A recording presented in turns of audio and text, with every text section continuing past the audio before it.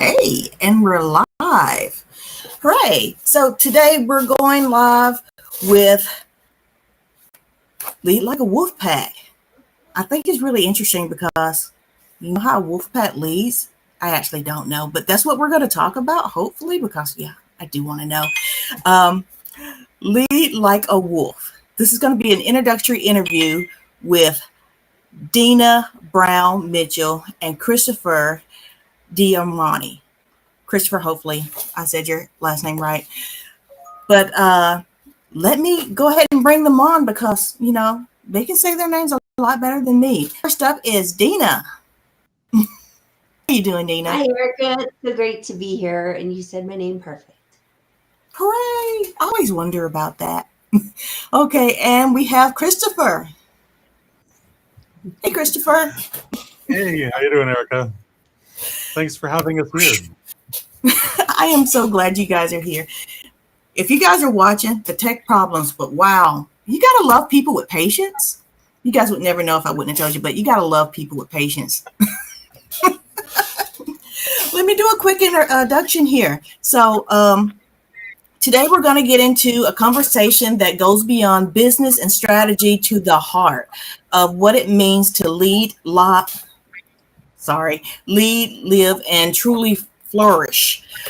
I'm happy to introduce two great mentors and real life transformation catalysts.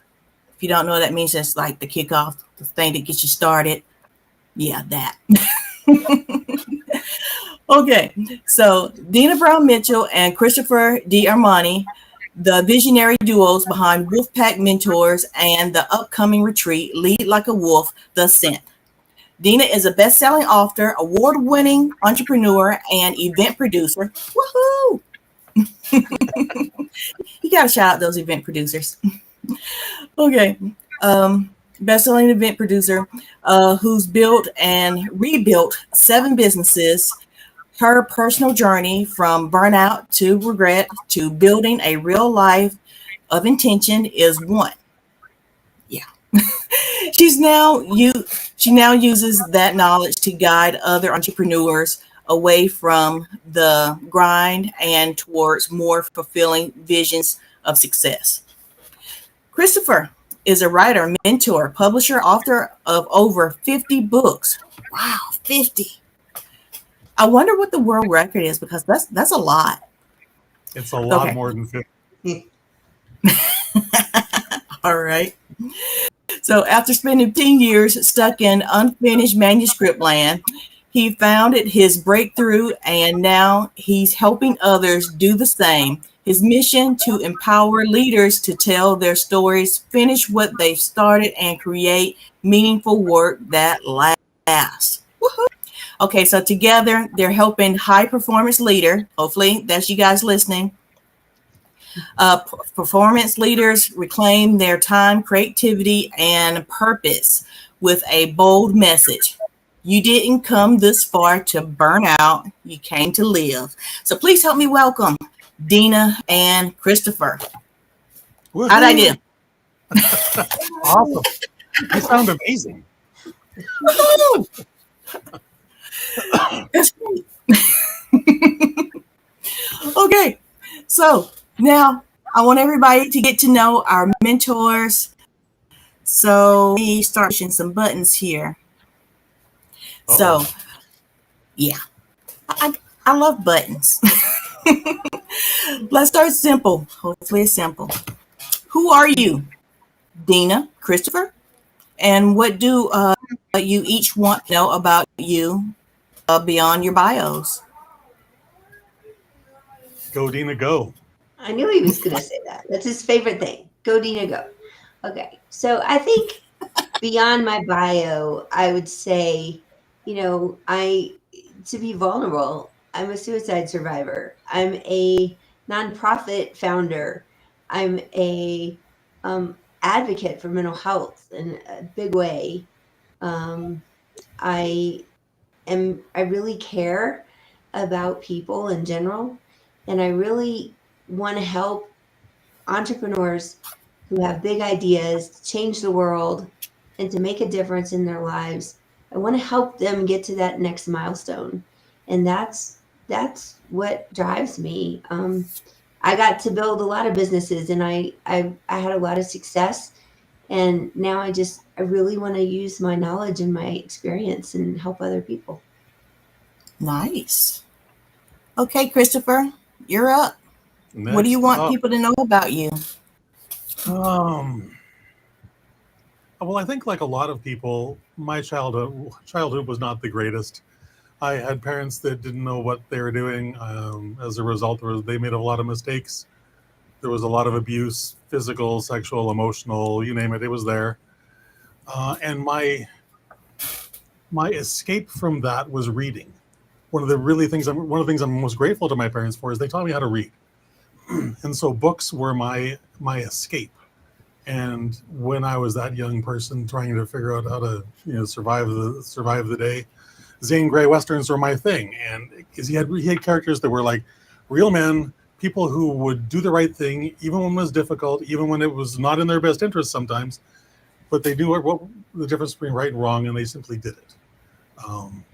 And that led me to want to be a writer just like Zane Grey. That's sort of how I phrase it. And through that journey of trying to figure out how to write a book, I would like to think at least that I've fulfilled some of that promise of Zane Grey, is like trying to be living in integrity, trying to do the right thing even when it may not be comfortable, when it may not even be in my own best interests. It's still the right thing to do. Those are some of the things that are the values that I think that are really, really important. And I'm really grateful that I've got a partner in Deana that we share those values. So we're still there. Nice. It's good to have friends. Good to have partners. It's good to have folks that you're playing in the business sandbox with that share your values and push you to be better every day. And I would like to think that Deana and I do that for each other. Nice. So how did the two of you meet and decide to co-create Wolf Mentors? Well, that's two very different stories, isn't it, Deana? I'll tell one part, Deana can tell the other. How we met, right. and this may or may not be accurate, we met, I think it was in Pedro Adeo's challenge, 3-day challenge, 5-day challenge, something like that. And then over the course of the next few months, we ended up being on the same events, and we ended up being tossed into the same breakout rooms together. And it was like, well, there clearly appears to be a message here. Maybe we should connect outside of this. And so we did. And that started the building of a relationship that is blossomed into whatever it is today. So Deana, you can talk about how we founded this. I'll lead in with, because we liked each other, we trusted each other, we were regularly on calls with each other just to help each other out. Go, Deana, go. Yeah, I think, we were both trying to start something online in different ways. And we were both very frustrated with tech and with, listening to a lot of different coaches. We both have paid for many, many courses and coaching and, all of that. And I think it was, excuse me, it was that person that you met that had the same challenges. And it was like, we can commiserate together with like what was going on. And I think the tech part for me was bad because I was about to run a challenge around that time, and I was using Active Campaign, and I had done it all myself and figured it out, but I'm so sorry. But I couldn't get it to work. And I had somebody who jumped on Zoom with me and helped me fix something. And it wasn't long after that I think we both learned about Go High Level. And when we found Go High Level, we were like, we found the right thing. And so since then, we decided to not only start a mastermind, but we also have a Go High Level platform now for our clients. And so when we first started, it was all about how can we help other people get through all the stuff we've just been through, and be able to grow their businesses and make money for their families. Nice. So hopefully you've mentioned Go High Level at least 3 times. Hopefully you're going to share your affiliate link with us. Okay, so what's something people assume about you or your work that totally misses the mark? I think it's that we're just another mastermind. Because what we did in the beginning is we created 2 groups that were totally free, people we handpicked, invited to be in these groups. And they were both, one of them was 4 people, one of them was 5 people. And we wanted to prove our theory about how we could help people move forward. And we did that. And that is the basis of our mastermind. We do teaching, we do Q&A, we do tech calls, we do, all the things that other masterminds do. Wait a minute. What's a mastermind? Yeah, Deana, what's a mastermind? Yeah. Let Christopher answer that. Well, it's just that I get confused sometimes with masterminds and group coaching, and I don't know where the line is. Well, if you want to stick strictly with Napoleon Hill's concept, it's a small group of people who are putting their collective wisdom together in one spot to solve one person's problem. So the way we've structured Wolfpack is that we have what we call accountability packs. And there's a maximum of 4 people in each one of those accountability packs, which means that every person gets to be on the success seat, on that hot seat, as some people like to call it, where they're bringing whatever their problem is to the table, and then the group is focusing on solving that for them. So that's the core foundation of it. And that's the when we were running these beta groups, what we heard over and over and over again is, I'll blow off every other call on my calendar, but I will never miss this one, because they were getting so much value out of it. They were able to get their questions answered, their problems solved, as well as be able to pitch in and help others. I mean, and that's the core of this to me, is service to others, because we're put on this earth for that very purpose, to be able to serve others to whatever capacity God's put in our hearts. And I'm really grateful that Deana and I share that, another one of those core values. Like, we're service oriented. We want to make sure that whatever the problem is that you're bringing to the table, that you're getting the help you need to solve it. How's that? How'd I do? Okay, couple of more nosy questions. There's only 4 people allowed in a group. Do you guys meet like once a week or once a month? Point.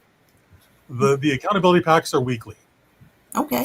The Q&As are monthly. We do the tech stuff. We do that, the open office hours for that weekly, because what we never want is for someone to have to go longer than 7 days to try and figure out what a problem is going on. And of course, we've got other avenues for them to reach out to us.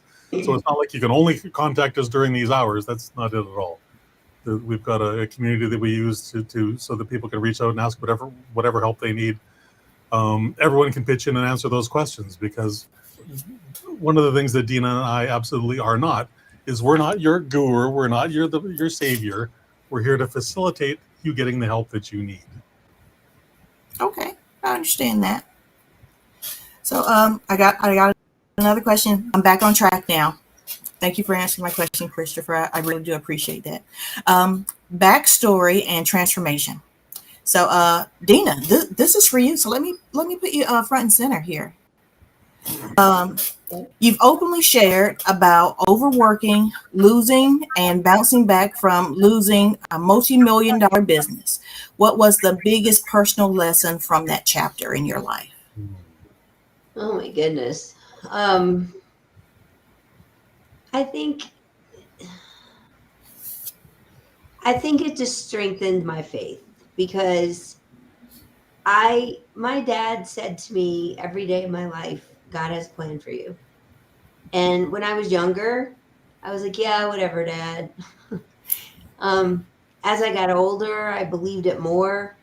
But I think during the time of losing my friend to suicide and losing my business to COVID, it really solidified that belief for me, because I felt like I was being called to start the Realize Foundation, which is the nonprofit about suicide prevention.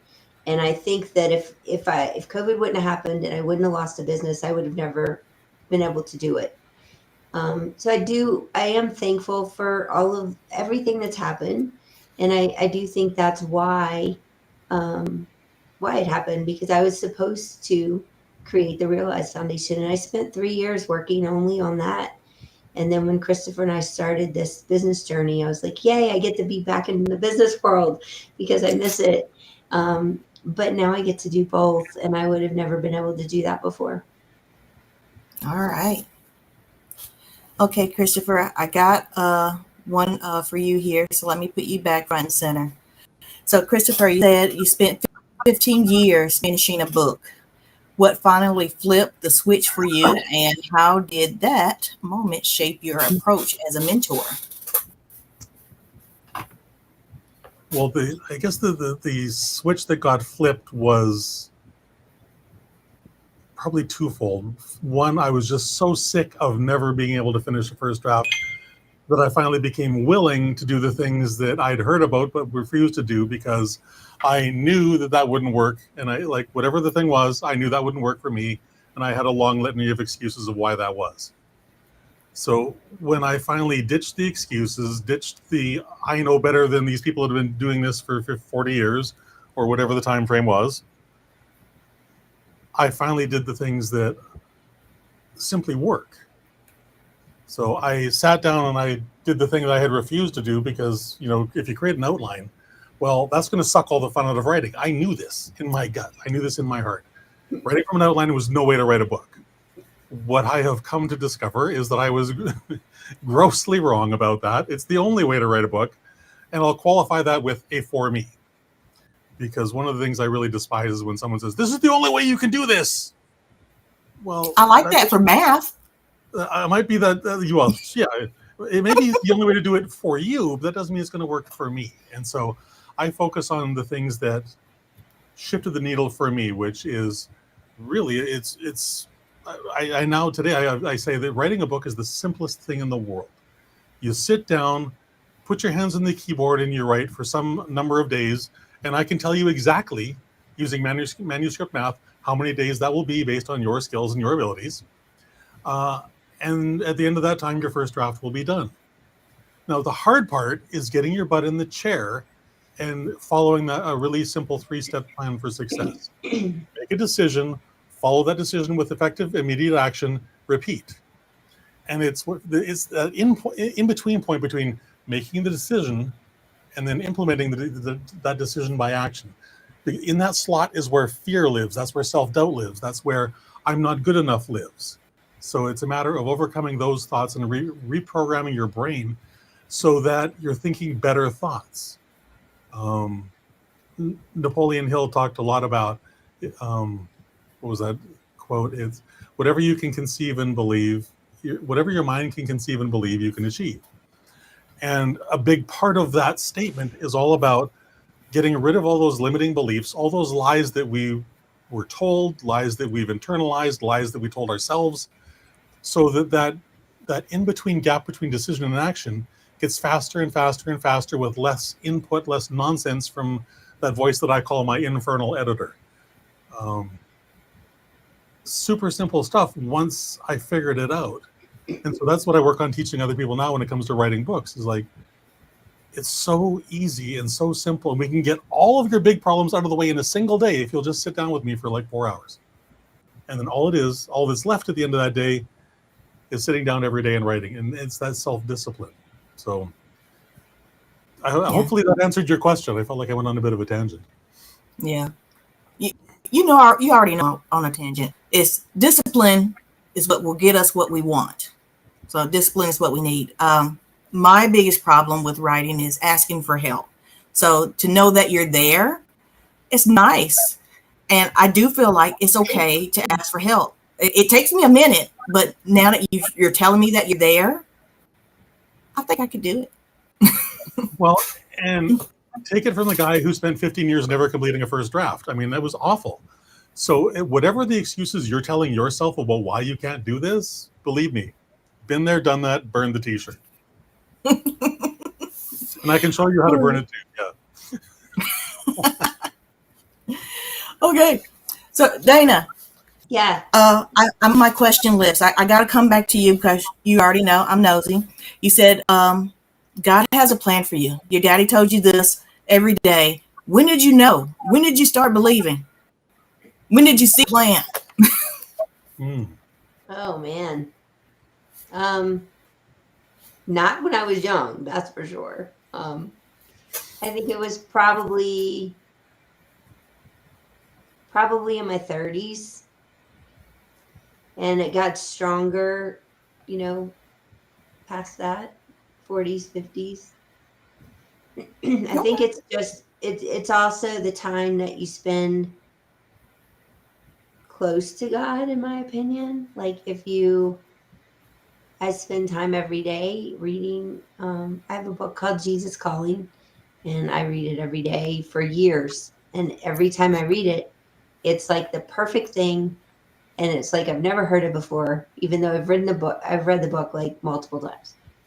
So I think it's about being open to what God has in store for you and what your path is, and it changes because you can be on one path and then, like we've been talking about, things change. And I think it really matters to stay close to him and to trust him in a way that you get up every day and do what you think you're supposed to do, and he is in control, not us. And that's what I believe. Okay. Thank you. I do appreciate you telling me the answer to that. Mm-hmm. Okay, Christopher, back to you. When was your just do it moment? When did you find discipline? Because my habit is ain't nobody looking for that. That means I don't have to do it. I don't have to follow through. There's no need for me to look for discipline because ain't nobody looking for that. I've been trying to put on an event for like the past 3 years. I think this year's gonna be the year. So I want to know when did you find your just do it moment to get those books published? Well, it goes back way further than that. When I was young, I would have been about 20 years old, I discovered a sport called racquetball, and I fell in love with it. And I had a lot of natural ability for it as well, and so I got quite good quite fast. But at the core of all of that was, for me, the fitness level was the thing that was the most important, because I may not be the most skilled player on the planet, but if I can last on that court, if I can run around that court longer than you can, I'm going to win. And so for me, discipline, that's where I first implemented discipline in a really big way in my life. Working out every day, 2-3 times a day, doing various things, training for tournaments, traveling to tournaments, doing all that stuff.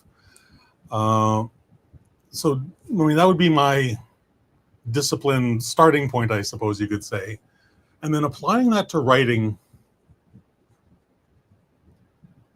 it's probably when I decided to create a blog, not to say anything out to the world, but simply as a tool for writing and publishing some sort of content every single day to build a daily writing habit.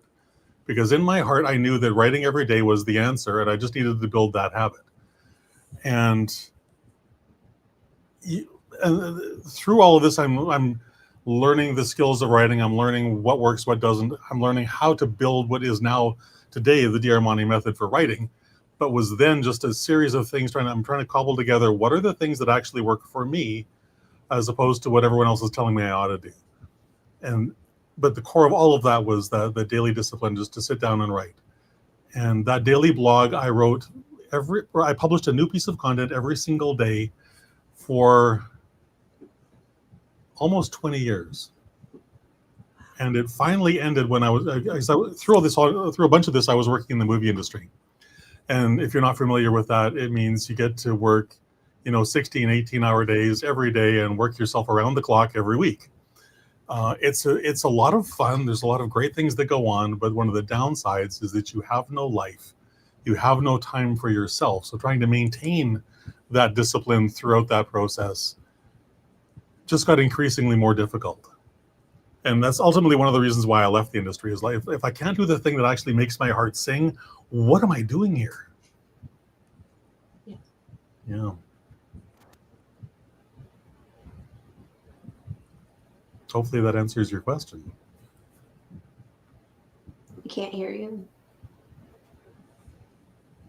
We've lost your audio, Erica. Oh no.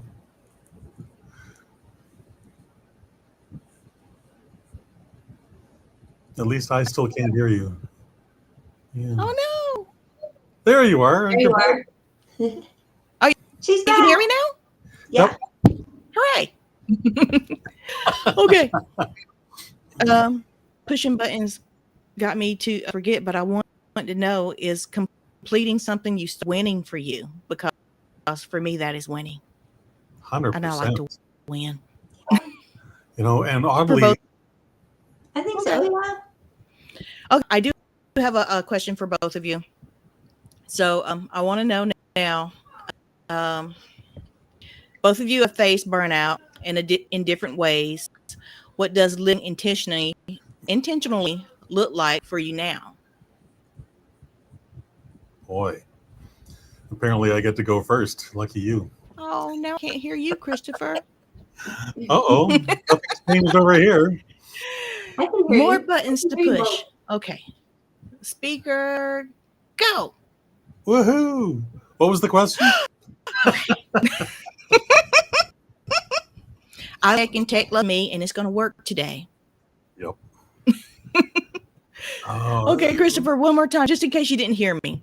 You faced burnout in different ways. What does living intentionally look like for you now?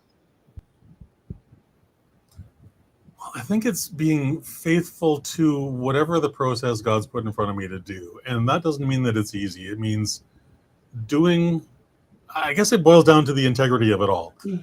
Doing what I say I will do, when I say I will do it, whether I feel like it or not, which is really the plan that I talk about for writing, is like, sit down every day and write every single day, whether you feel like it or not, because you're the reader of your book, the person whose life you're going to save with whatever the story you're sharing in your book is.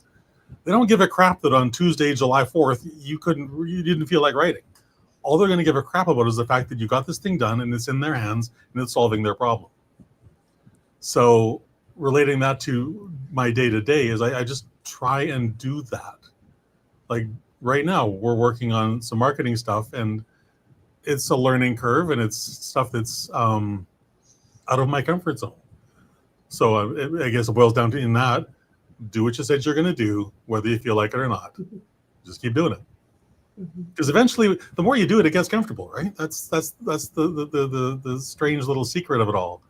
It's only uncomfortable because you haven't done it much. You do it 20 times in a row, guess what? It gets easy. You don't even think about it anymore. That's true. I still drag my feet with some long form events, but I get it done. You're human like the rest of us. Yeah, exactly. Okay, Deana, how about you? You face burnout in different ways. What does living intentionally look like for you? I think living intentionally for me looks like this book that I wrote. Because it's what I wrote in that book is a 12-step framework that I used to get my life back after having a successful business. And I think that living intentionally, obviously I talked about my faith and that's part of it, but I think it's also making decisions in your business that keep you from being the bottleneck and the person who is doing everything all the time and never putting yourself first. If you're that person, then you might want to read the Shower Genius book, because it's really, how do we get out of that mode? I was working 18 hours a day, always telling my friends and family no, always putting myself last, taking care of everyone else. And as business owners, and especially as moms and business owners, we tend to do that. And I think that we have to learn how to stop doing that and be intentional with our time and with our thoughts and our mindset and everything, so we can have a life and a thriving business. And that is my utmost shout to the rooftop message to everyone in the business world. All They're right. not mutually exclusive. Yeah. So my husband tells me that is respect. When you take care of yourself, you see that other people need stuff around you. You take your time, you're doing all of that for other people. But if you're not doing it for yourself, he says that means you're not respecting yourself. So Smart guy. Yes. Definitely. okay, so meets this one here. A mission behind the movement. Living intentionally, flourishing every day. It's more than a tagline. What does the phrase mean to each of you personally? And I think we just said all of that, right? I feel like we did. Okay. To a degree, but let Deana run with this one just for a moment. Okay. So we talked about the intention, which is really important. But I think the flourishing every day looks different for everybody. I think flourishing every day to me means enjoying what you're doing. You're furthering your passion or your purpose in the world, and you're the light and the joy for the people around you. Because if you're in a good place, then you can be that uplifting person for the people around you. And I think that's really important. Okay. Agreed. Did you have anything to add to that, Christopher? Maybe. I think living with intention for me means going back to that simple 3-step process for success. Make a decision, follow that decision with immediate effective action, repeat. Got to be intentional about these things, because you don't obtain success by chance. You obtain success by a very well-established pattern of behavior. And I always forget the second part of this thing. Living intentionally, I want to say thriving every day, but flourishing every day. Flourishing every day really is about fulfillment for me. And that comes a lot of different ways. That can come from writing a piece of sales copy that, oh my goodness, this is awesome. It can come from doing something small yet thoughtful for my wife that she appreciates. It can come from delivering a solution to a problem for a client that they've struggled with for forever. It can come from all kinds of places, but that for me is the flourishing part is all about that and living in gratitude, really. Okay. May I ask, is there a difference between flourishing and thriving? I'm sure there is. Thriving. If there is, I don't know it. Well, one of the things that we talk about a lot is that you can survive as a lone wolf, but you can only thrive with a pack. Now, thriving, I guess, could be, in my brain, is, at least right this moment, is equating to being successful at something. Whereas flourishing the way I interpret flourishing, at least, is it's more other focus. It's more about service to others, and that feeling of, what was the word that I used, of fulfillment. So they are two different things to me. I don't know that they're a whole lot different, but they do have two separate threads in my head. Okay. Thank you for that. The next question is, why do you think so many successful entrepreneurs feel like something is missing? Because too many of us are trying to do it all alone. That's true. You got me. At its core, we are people who sit alone in an office or in our room or whatever you want to call it, trying to figure it all out by ourselves. And there's just a way easier way. You know? I mean, and I think at its core, that's what Wolfpack is all about, is being the easier way. Yeah. So what you're saying is I don't need a bigger tech stack. I need to be around more people. I hear you. Well, the tech stack will solve certain problems, but it's not going to be the answer. The people are the answer. So if you're not involved with other people who are struggling with the same things you are, or overcoming the same challenges you are, or just being willing to help someone else with literally nothing to gain for themselves, Mhm. it's going to be really, really hard to be successful. Yeah. You're saying that me and Chat aren't really best friends? Oh, no, yeah, definitely are. One of my best friends as well. However, he's never, he, she, it, whatever you want to call it, is never going to give you the same level of openness, honesty, vulnerability, and there's probably another word somewhere I'm looking for, that a group of 4 other people all focused on your issues, your problems, the big problem you want to solve today. Chat will never deliver that for you. That will only come from other people, because chat can't see all the nuance.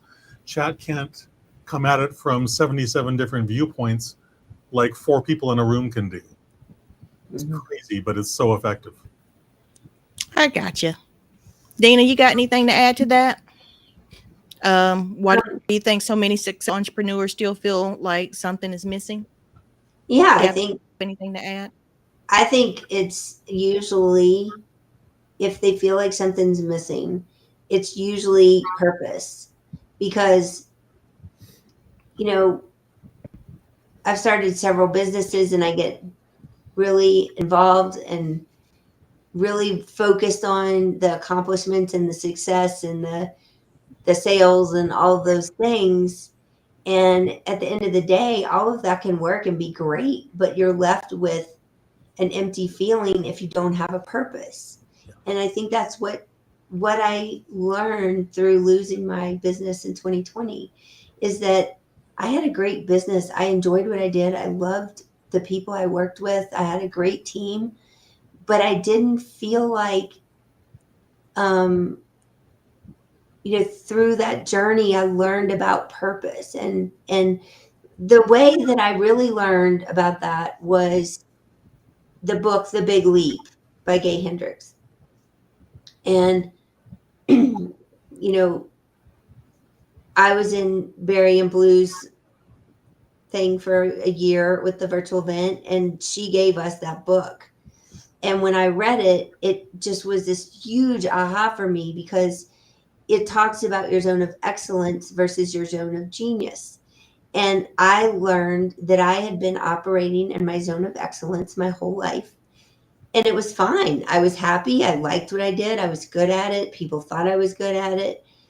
But when I learned that there was You were another good at it. zone, when I learned that there was a zone of excellence and what that looked like, it made a big difference. And I think it made a big difference on me at that time because I was feeling like I was supposed to start this nonprofit and I had no idea what I was doing. But seemed much more of a purpose to me and much more connected to my heart than my event company was, if that makes sense. Okay, I gotta get off the subject and be nosy again. You Okay. ran a multi-million-dollar event business, which is so cool. Did you really need the event on virtual events?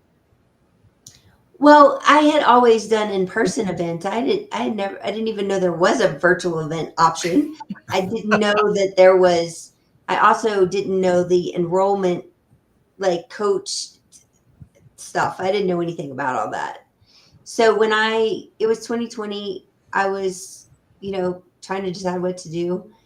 And all of my business had canceled for the whole year. And I saw an ad on Facebook for the virtual event on virtual events. And I was like, what the heck is a virtual event? I guess I need to figure that out. Maybe it will help me. So Did it? that's why I ended up at TVE1 and followed, I was in their program for a year. I met a lot of awesome people and I learned a lot. I would never have an online business now if I wouldn't have gone through that because I didn't understand this side of the business. Okay, nice. Mhm. Okay, I'm back on track now. What kind of people are drawn to the Wolfpack and what makes them stay? I think people who are drawn to the Wolfpack are people who are driven. They have big ideas. They want to make something happen, and they've tried it on their own, and they know they figure out that they need support. And I think they stay because they get the support and they get the help and they get the camaraderie and the feedback from everybody. And it really is a community where people are super supportive of each other. Okay.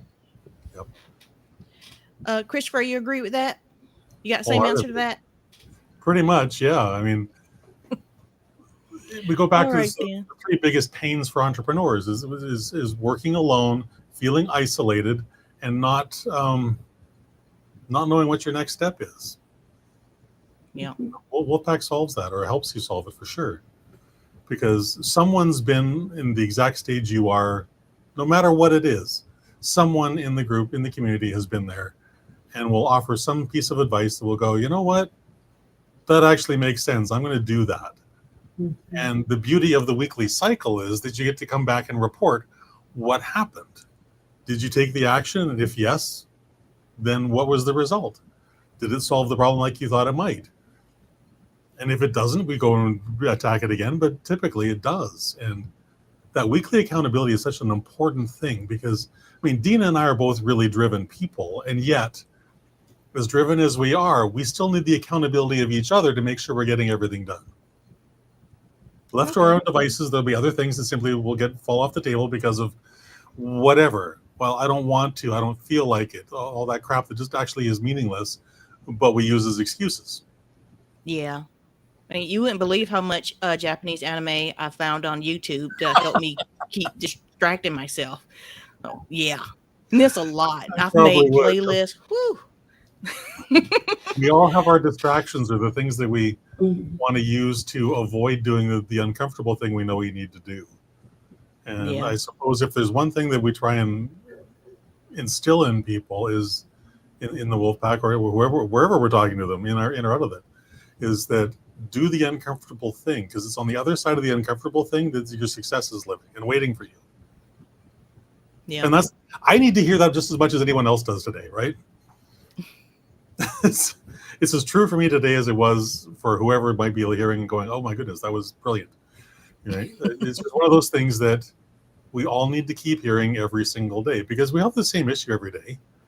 There's procrastination. The infernal editor is going to get in there and start talking the nonsense. And if I'm not on my game, I'll listen to him. Really dumb mistake. But it's a matter of overcoming all of that stuff every single day. Yeah. It's almost as if at the beginning of every single day, I started 0 and I got to work my way back up to 10, right? Yeah. I like to tell my son, if you do it, it will be done, and I won't have to ask you to do it anymore. Yeah, that's a good I think one. I need to set an alarm to say that for myself. That's it, right? Yeah. I mean, just record that, put it on your phone, and hit play like every 7 minutes, right? Yeah. Every time I want to go to my YouTube playlist for that Japanese anime. Yeah. Okay. Well, Tony Robbins has this great thing that he delivers in that great big booming voice of his, and I love it. It's like, when is now the best time to get this done? Oh yeah, right. Yeah, all we have is I love that line of his, right? I really do. Because there's no running from it. It's the truth. Yeah. Okay. So next question is, inside the Ascent Retreat, what makes Lead Like a Wolf, the Ascent Retreat, different from the usual conferences or mastermind? That's I don't easy, really know what's a usual conference or mastermind, but I do know hanging out with Deana is cool. So tell me more, please. Exactly. Well, the retreat is what I've been waiting for 3 years to do. So I'm so excited about this. It's going to be in January. It's going to be a small group. And it's basically going to be a combination of the Shower Genius framework and the Wolfpack processes. So like the first day, the first evening, we're going to get to know each other and network and have a little fun and social time. The first morning is probably the most important, and that is talking about the beginning of the shower genius framework, where we're in a place where we need change. And how do we do that? How do we figure out what change we need? And then how do we figure out how to make that change happen? And it's work on ourselves. So in my mind, we need to work on ourselves that first day, or a part of that first day, in order to get to the place where we can work on our business. Because if we so the first phase of the shower genius framework is assess and acknowledge. And so you're assessing your situation, you're acknowledging what is not the way you want it to be. And so one of the first things we talk about is getting fed up, because if you don't get fed up with something, you're never going to change it. And then after that, it's really, I even have an exercise called the value of ranting, because if you rant to yourself on a video, Zoom, your phone, whatever, rant to yourself about something, things are going to come out in that rant that you're not going to consciously say out loud. And when you go back and listen to it, it's going to help you come up with ideas to fix whatever it is. And so there's 12 steps of this. That's the first two. But I think it's really important for us to explore those things in order to figure out what do we need to change, and then figuring out, as you know, as an individual or as a group or as a coach, how do we fix that and move forward from it. And then you're going to have, you know, you can do this framework every month, because you can find something and fix it, and then the next month you're like, okay, I think I need to go through that again, because I think there's something else that needs to change, and I'm not sure what it is yet. So I think that part of the work is really, really important in order for us to work on the business. Because once you make those changes in you, it's going to dictate what changes you need to make in the business, whether that's delegation or whether that's boundaries or whatever that is next that you have to explore. All right. So I have another question here. You describe it as sacred container. What does that mean, and how do you create that kind of space? Either you or Christopher can answer that question. Well, in my mind, it's sacred space because it's a small group of people who have some level of trust in each other and some level of vulnerability and authenticity, where we can really talk about what the problems are in a safe space, where, you know, not like we take an oath or anything, but I mean, it's a small group and we're there to help each other. And I think we set the stage for that with the tone and the exercises and what we're trying to do. And I think people are really needing that and wanting that from the people I've been talking to. They want a space like that where they can talk to other business owners and be real about it. Because I think for too long, in even in my lifetime, it wasn't okay to have those conversations. And I think that those conversations are what make us grow and what make us have human connection and what make us have stronger make us stronger people, make us stronger businesses. And so I think it's really important that this is something that business owners are willing to do to get to the next level that they want to get to.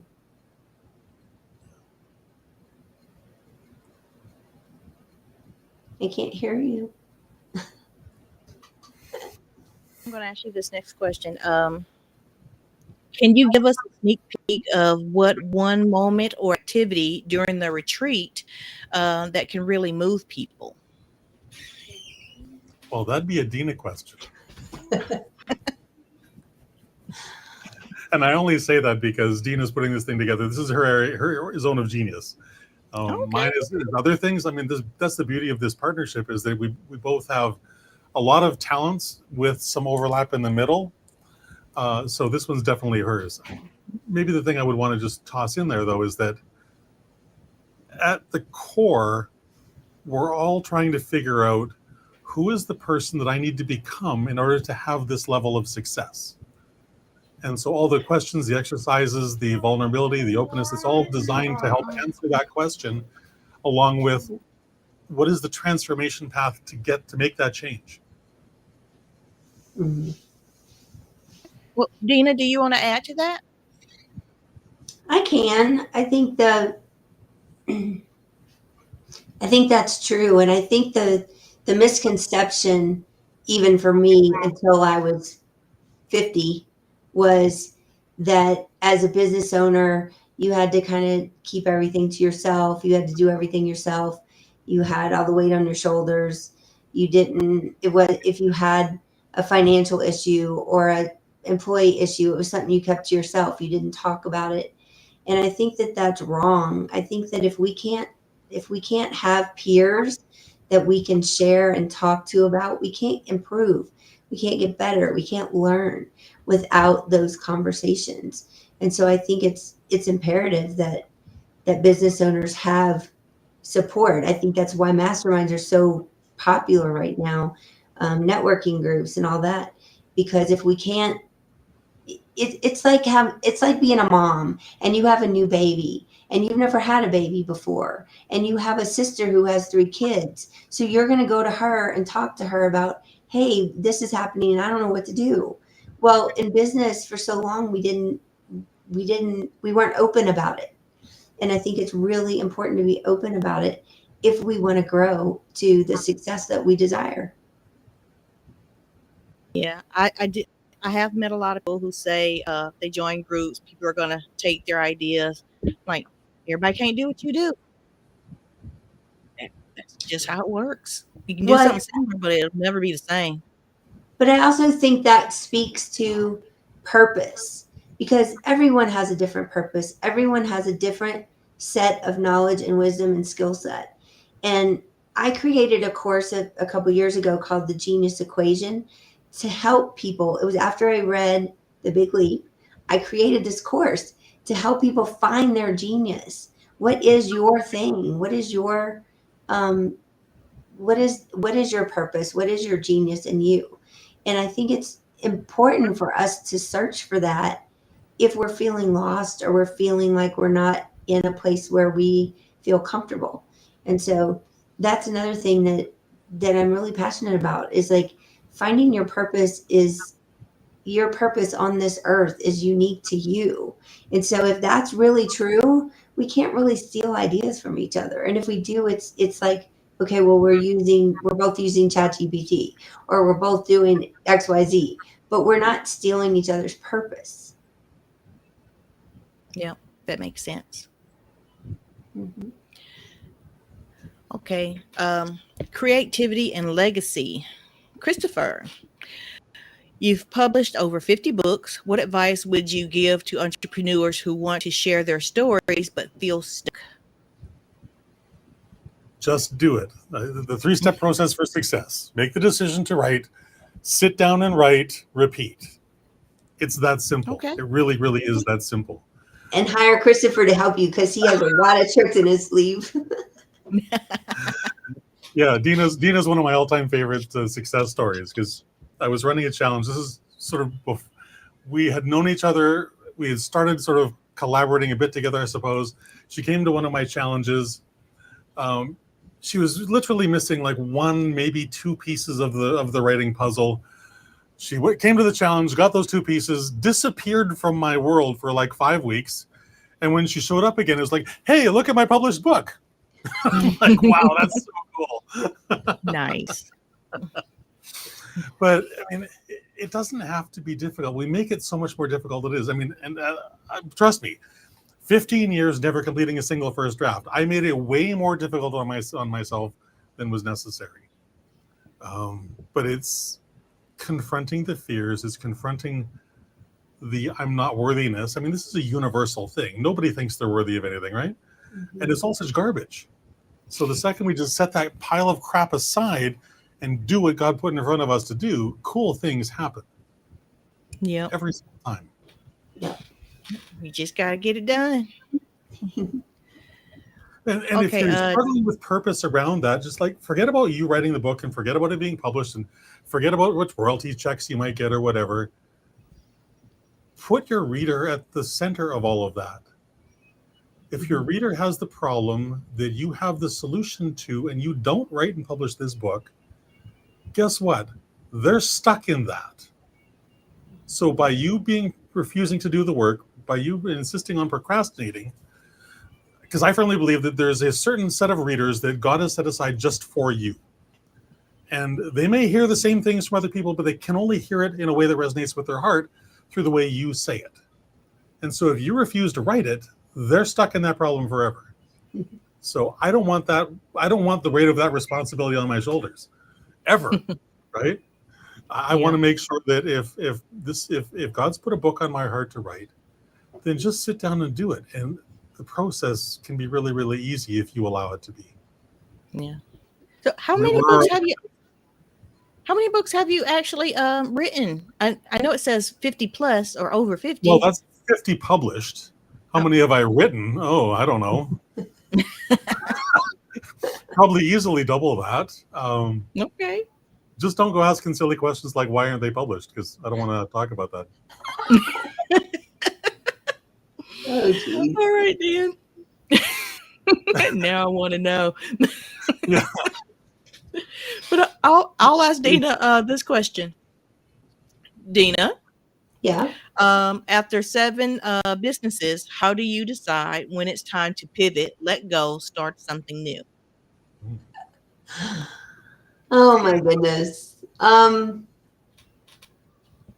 Well, I don't know that I think there's only one I made a decision without being forced. Well, my first business was a snowball stand outside of my mom's nursery school, and it was my business during high school in the summers. And so when I graduated, obviously that went away. I had another business at one point when I was in California, and it was around perfume, and it was a really bad decision in the first place. And so I decided to close that one. But the event company, I probably would have, to be honest with you, I was planning on selling that company this year and retiring, and that didn't happen. And so then I got 3 more businesses. And one's a nonprofit, which is my heart. I will always be passionate about that. And then these other 2 that we're talking about now are just, I don't know that I will ever stop doing them. I feel like it's my life's work now. But I think if you have a business and you're not having fun, or you're not enjoying it, or it's not providing for you, then it's time to take a serious look, Okay. So, what legacy do you each hope to leave through this work and beyond it? So, do you have anything in mind? Like, what do you want to leave behind? I mean, speaking about the Realize Foundation, I just want to leave behind suicide rates. I want people to know there's hope. I want people to know they're not alone. And that is the utmost, most important message for me. And I think that it bleeds over into the business world and entrepreneurs and executives, and them also knowing they're not alone and there's hope, because what we were talking about earlier, like, can we have a conversation? Can we talk about the things that they're struggling with? And I just talked to somebody that does the business show that's going to be in Vegas. We're going to be there in October. And he said to me, he's like, all these 90% of the people that go to the show are executives and founders, and they are decision makers. And what they are asking, the number one thing they are asking for is personal coaching. And that surprised me, but it makes me happy, because it means they're going to get the help they need to not only continue their success in business, but to to take better care of themselves. Okay. Christopher, how about you? What legacy do you want to leave behind? I'll put it two different ways. It's probably the identical same thing. Like my big why for writing, for helping other writers, is that I don't want anyone else to have to struggle through 15 years of insanity and self-imposed stupidity when there's just such an easier way. So, and I guess in terms of the Wolfpack, it's a very similar thing, but with a slightly different focus, with slightly more of a tech focus, only because, I mean, the thing that brought Deana together with our Go High Level agency was the fact that she'd been trying her set of tools that were not working. I'd been building WordPress websites for ages. And in the middle of showing someone the funnel I had created for my latest, I think it was a 3-day challenge, maybe a 3-day event. And I clicked on the sign up button and it didn't work. Oh, I had no idea why. And I know WordPress inside out and backwards, yet it made no sense why this wasn't working. And it's like, but I'd spent so much of my time cobbling together, this piece of tech with that piece of tech with some of the third piece, trying to make this Frankenstein monster work together. And the Go High Level platform just solved that for me. So on one hand, it's a tech solution. On the other hand, it's a mindset issue. In that, again, I don't want people to be other business people suffering with all the crap that I had to go through to get to a place where I could actually allow myself to do the thing that is my zone of genius. So if I can leave a legacy of that, that's a great way to go. nice. Okay. So I have a closer and calls to action. If someone watching this, nodding along, thinking, I need this, what's the first small step they can take to begin reclaiming their life? Go, Deana, go. Well, I was going to say you, Christopher, should tell them the link to our free quiz. That's super easy. If you're wolfpackmentors.com/quiz. You can go there and find out. Well, it'll ask you a series of questions about what's going on in your world, what's going on in your business, what's going on in your mind, and help you figure out what the correct answer for you is. And there's basically 3 separate streams. And once you figure out what that is, then you actually have an answer that you can start moving forward with. And would we love you to move forward with us? Of course we would. I mean, that's why we're here. But what we want more than anything else is that you get the answer that you need and you can be successful. It's like when Deana came to my challenge and picked up the 1 or 2 pieces she was missing of that writing and publishing puzzle, disappeared for 5 weeks and then had the answer. Like that's what we want. We want people to get the answers that they need, get the help that they need, whether that's with or without us. It makes sense. And you can find that on the website. Yeah. So how can people connect with you and learn more about Wolfpack Mentors and or the Ascent Retreat? Is that also on the website? Yeah, on the top right corner of the homepage, there's a button that says Retreat, I think is what it says. Okay. Yep. So if you click on that, that'll take you to a page where you can learn more about that. Okay. And I think if you scroll down, there's the free quizzes towards the bottom. Is that right? I believe it is. I think there's 2 buttons for it, but yeah, let me. Okay. I did see the quiz on the homepage. Take the Entrepreneur's Clarity Quiz. Yes. That's the one. Yeah. Okay. So and we're also building another fun one that is not quite live yet. Is that just to answer the question, what role in the Wolfpack are you? Like, what is your role in the Wolfpack? And so that's a really fun one. So that'll be out shortly. And when it's live, there'll be a button on the website for that as well. All right. So, Christopher, what's your favorite social media platform? Which one are you on the most? I'm not a huge social media fan. The one that I'm on the most right now is Facebook. Okay. Does that mean that we're most likely to find you on Facebook? Yes, it's true. You will. Okay.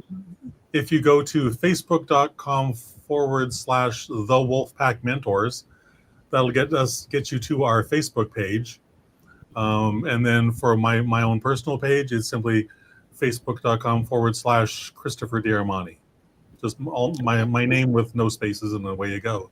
And I think Deana's is the same for hers. Is that right, Deana? My Facebook is Deana B. Mitchell. Ah. And my LinkedIn is also Deana B. Mitchell.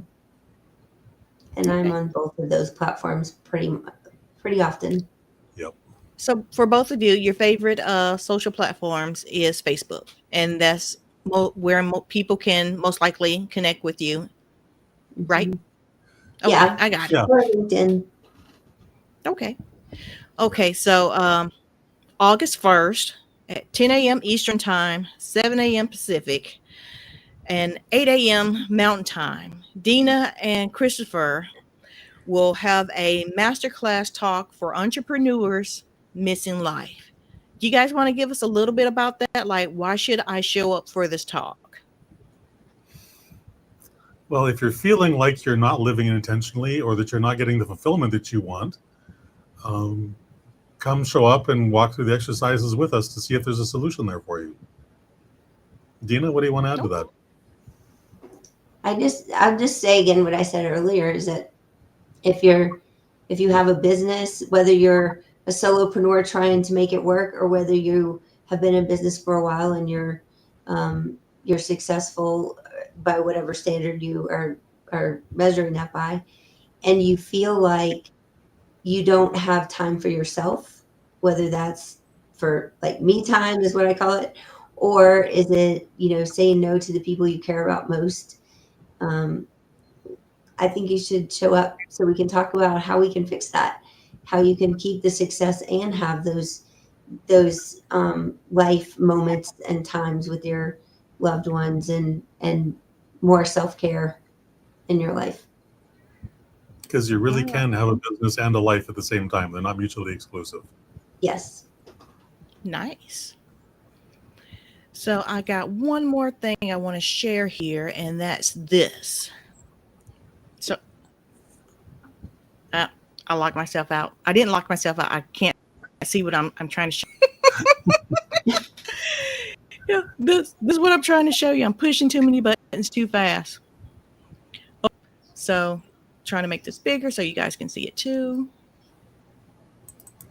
And that is like terribly tiny, but I'm going to try my best here to show you what I'm trying to show. So this is what we were supposed out of this conversation, this candid conversation that we just had with Dean Christopher, why high-performing entrepreneurs are burning out and how to stop it. I think we answered that, so I'm going to check that off.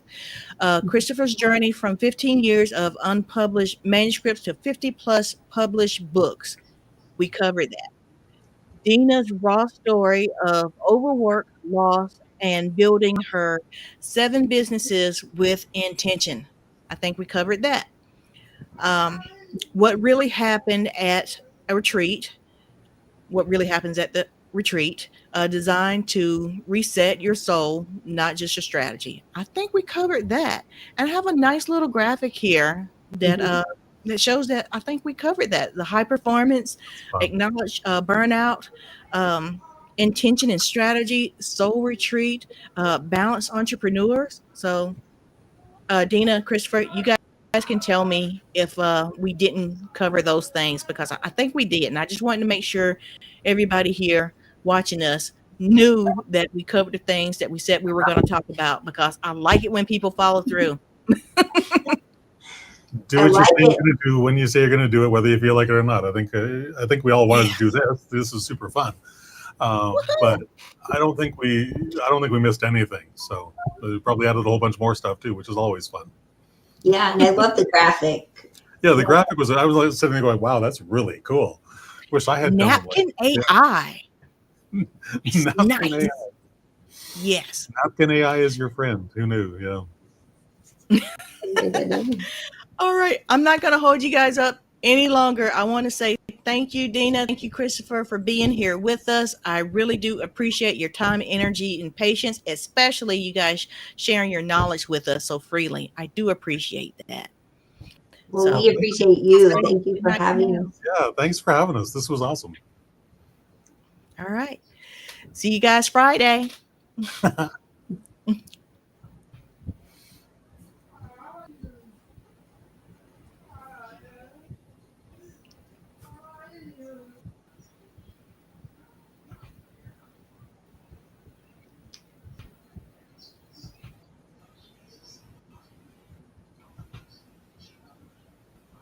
Woohoo! Yay, that was good. It was. So, Erica, talk to us a little bit about Friday so we're prepared correctly. Oh. I'm still trying to end the stream. I stopped recording, but it says it's still streaming. So I am pushed multiple times. I probably should only push it once. One more time for good measure. End stream.